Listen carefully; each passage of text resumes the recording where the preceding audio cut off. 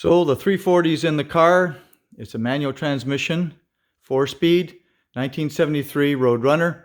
The engine was rebuilt 25 years ago, done with a Hemi grind kit. It's got a Demon carburetor on it. That is about 625 CFM. And the car has been sitting for 20 years, painted, but not much was done to it. A little bit of work here and there by the previous gentleman. Now we've dropped in the motor, the transmission, rear end, brakes are all done, new brake lines, new gas lines, everything else. So today I got it fired up once, and so we are going to fire it up again. But the car was torn apart, came from North Carolina originally, and was driven for about a year, and then the gentleman previously owned it, pulled out the 340 to redo it, and had it painted, and then it sat.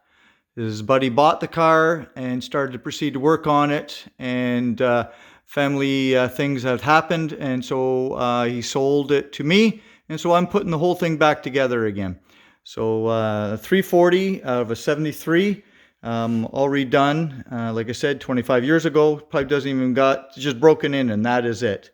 So we're gonna give this a wee bit of a start, and then we'll go from there. Open up the garage door.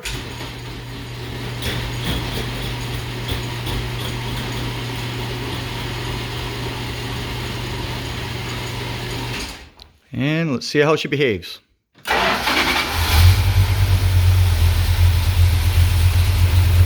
Still a little bit of carb work and adjustments to do yet, but she purrs pretty good. That's cold.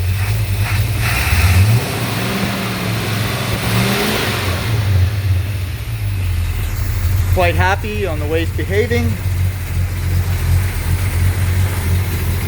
Still a lot more to do. Interior needs to be put in it yet. Dash. Obviously seats. New exhaust front to back. Machine gun tips. Looking good.